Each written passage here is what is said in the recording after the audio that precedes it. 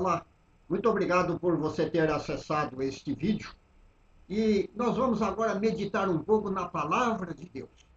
Evangelho de Jesus Cristo, escrito por Mateus, no capítulo 18, nós vamos ler o versículo número 3.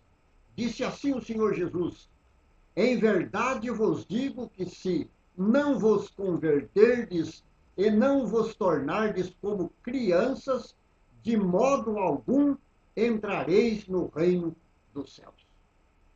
Um dia desse eu estava assistindo um pregador na TV, falando da facilidade de nós conseguirmos salvação. E dizia ele, é de graça, não custa nada. É só dizermos, Jesus, eu te amo, perdoa os meus pecados, pronto, já está salvo. Mas quando a gente olha para o dono da salvação, Jesus Cristo, dizer: se alguém quer vir após mim, negue-se a si mesmo, tome cada dia a sua cruz e siga-me. Você pode entender a profundidade deste pedido de Jesus? Mas Jesus também diz, e o evangelista João, no capítulo 3, versículo 3, também registrou, disse Jesus: se alguém não nascer de novo, não entra no reino dos céus. Este termo usado por Jesus foi o mais radical possível que Jesus usou para fazer entender a grandeza de transformação que tem que ocorrer na vida do ser humano para que possa, uma vez nascido, não da carne, mas nascido do Espírito, possa se ajustar às condições de uma nova criatura.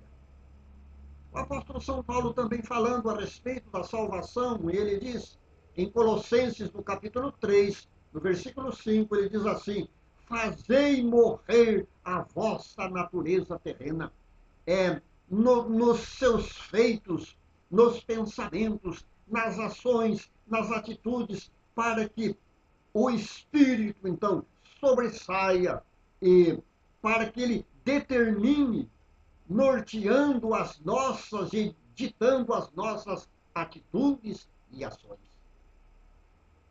Sabe, tem muito evangelho barato sendo pregado por aí, vulgarizando o altíssimo preço pago por Cristo Jesus na cruz do Calvário.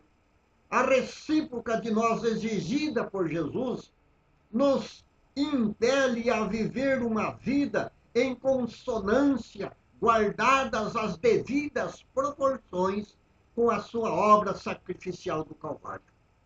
Se não, veja, é preciso morrer para que se possa viver.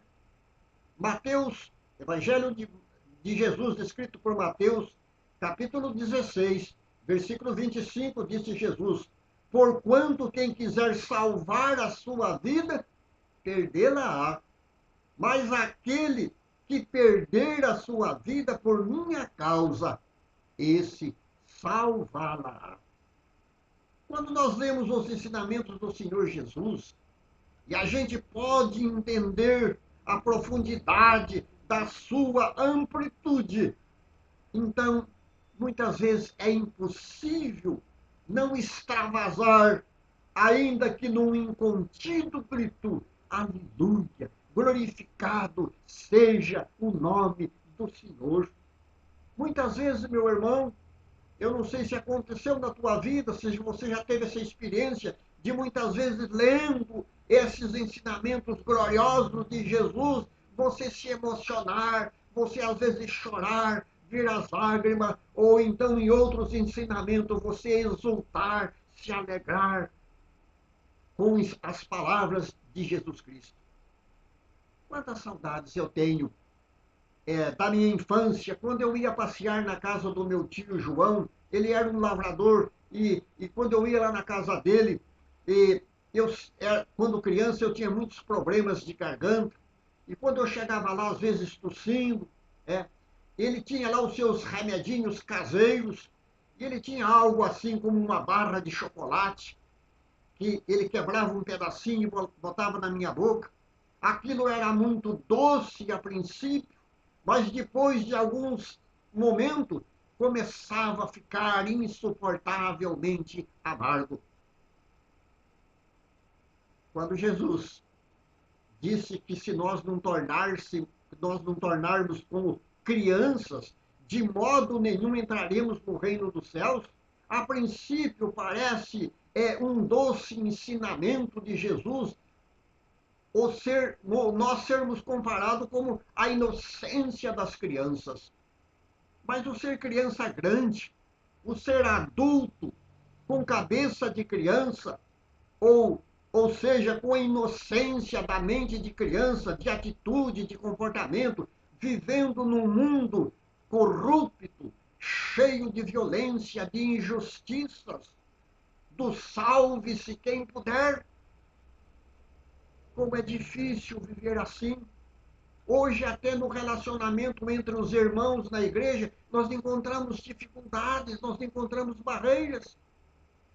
O Senhor Jesus conhece a essência da nossa natureza humana, o resquício nojento do pecado adquirido. Ele sabe da nossa estrutura e sabe que ela foi abalada, que ela foi corrompida, que ela foi maculada. E o egoísmo, o individualismo, o desamor flui naturalmente na vida daquele que ainda, principalmente na vida daquele que ainda não passou pelo processo gracioso da regeneração. Quando o Senhor Jesus usou a criança e colocou diante dos homens, e ele disse: se não tornardes como esta criança, de modo algum entrareis no reino dos céus. Qual era a qualificação daquele menino, daquela criança, para que pudesse ser usada como merecedora do reino dos céus? Jesus estava querendo ensinar com aquela criança o que será, qual era o ensinamento que Jesus queria dar através daquela criança. É notório saber que o ser humano, ao nascer, já traz consigo a nódoa gravíssima do pecado original. Portanto, já nascemos pecadores. Romanos capítulo 5, versículo 18, fala disso aí. Porém, a criança, usada por Jesus, ainda na sua inocência, não tendo ainda assimilado um dos mais graves pecados que Jesus destacou em relevância, que é o orgulho. O orgulho é o pai de todos os pecados. Foi por orgulho em querer ser igual a Deus, foi que Eva caiu ao cobiçar ou ser igual a Deus. É certo que as crianças muitas vezes se estranham, vez por outra as crianças se engalfinham em lutas, choram copiosamente a dor sofrida, mas a riqueza do ensinamento de Jesus, do Mestre, está justamente neste importante detalhe dessa desavença. É que 5 minutos depois do atrito, então eles voltam a se abraçarem, sorrirem e jamais se lembram da razão daquele possível atrito passado. Como ainda não têm orgulho, eles perdoam, não guardam rancores, não guardam ressentimentos. É isso que o Mestre delimita como condição irrevogável para quem almeja entrar no reino dos céus. Pureza de alma, pureza de coração, sem nenhuma mágoa, sem nenhum rancor agasalhado no coração humano. Sendo assim, ele ensinou a nós, crianças crescidas, muitas vezes de cabelos brancos, mas ainda muitas vezes imaturos espiritualmente, que a virtude que nos qualifica entrar no reino dos céus é ser humilde. Mateus capítulo 5, versículo 3, disse Jesus: bem-aventurado os humildes de espírito, porque deles é o reino dos céus.